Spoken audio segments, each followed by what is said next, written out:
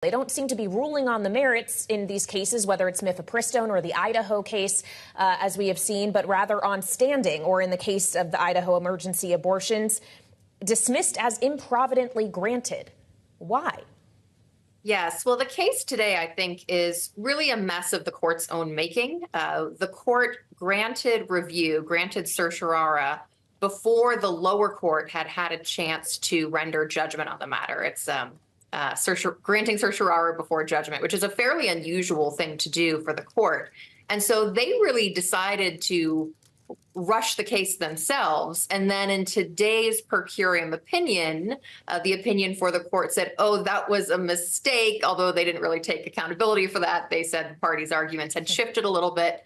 But Chief Justice Roberts, Justice Barrett, they were clearly in the majority here. But in the separate opinions that we saw written, particularly Justice Jackson, really called out the majority for not, as you noted, taking a decision on the merit. The dissent would have, the conservative dissent would have said that the Idaho law can stand. Justice Jackson would have made clear that the Idaho criminalization of abortion procedures, except when necessary to save the life of the, except when necessary to prevent death of the patient, then she would have said that that violates federal law, the Emergency Medical Treatment and Labor Act, which says that emergency caregivers must provide emergency stabilization care for the health of the patient and not waiting until they are on death's door. A mess of the court's own making. That's quite a line as we consider the idea then of apparently that this case today from Idaho, the mifepristone case, will all come back around again. But we've got some big ones left in this case, in this term, I should say, whether it's tomorrow, whether it's Monday. We're going to get rulings on January 6th offenders, this obstruction charge, as well as the big one when it comes down to presidential immunity. Is it as simple as everyone says? They're afraid to drop these rulings on a debate day like today and might want to wait till closer to the 4th of July. What's the holdup? I mean, certainly the court's line is that they put out the opinions when they are ready. The furthest the Chief Justice has been willing to go on the record is to say sometimes they take into account the pressure on the Supreme Court printing office, but they would vehemently deny that they're doing this to avoid dropping it on a debate day. That being said, we know they are human beings. They live in the real world. They have to know that all eyes are on the court. The justices and the court and the issues before it are issues in the presidential campaign, whether they like it or not. It's interesting that abortion is such a central issue in this presidential campaign. And certainly there were some accusations lobbed that the court was kicking the can down the road in today's abortion case because they didn't want to come out and support state criminalization of abortions in these very strict states like Idaho. Also, we have a Texas case coming up that will be before the court again. It's just really a delay. It's not a reprieve so much as, just a delay of the ultimate decision in this case. And so avoiding the merits, could be seen as a political move.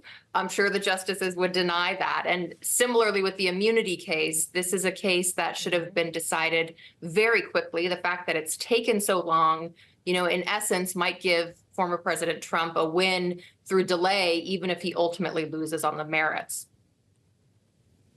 Yeah, just by the timing of this, it would be very difficult, if not outright impossible, to get a trial done before the election in November. That's the immunity case, which we're still waiting on. But Joe mentioned another, the January 6th defendants case, calling into question the Enron doctrine, this issue of obstruction. This is something we spoke about yesterday with Stephanie Murphy, former Democratic Congresswoman from Florida, former member of the House committee that investigated the January 6th attack. And this is what she had to say.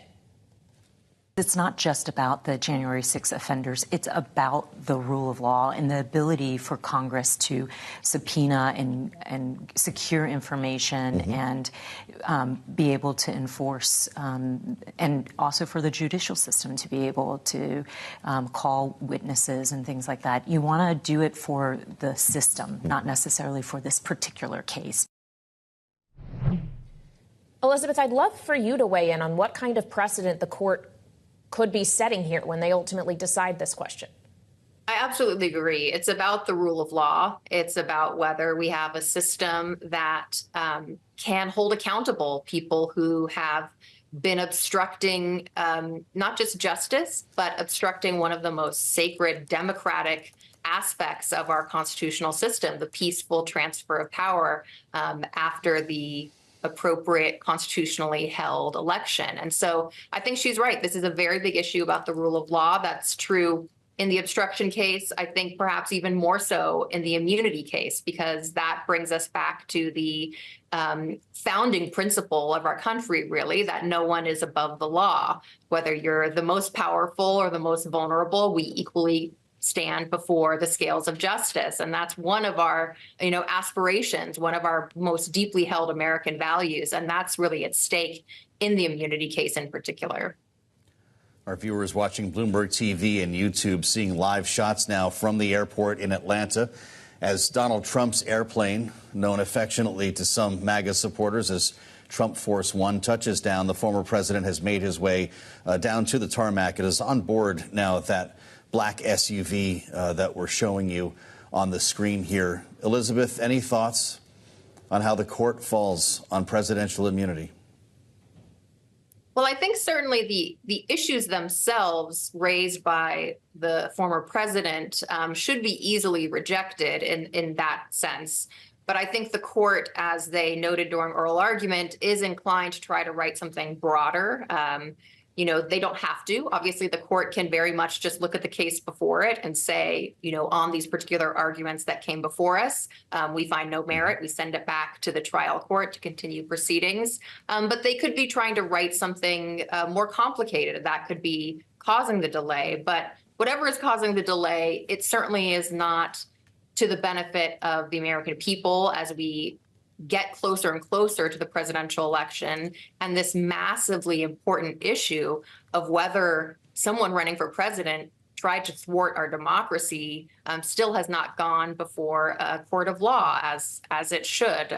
He's been indicted by a grand jury of his peers, and we should have accountability in that way, whichever way the ultimate group of deciders, the jury in that particular case, rules. It would be to the benefit of the American people and democracy if that could happen before the election. And the Supreme Court's delay, however they rule on the merits, has certainly hindered that.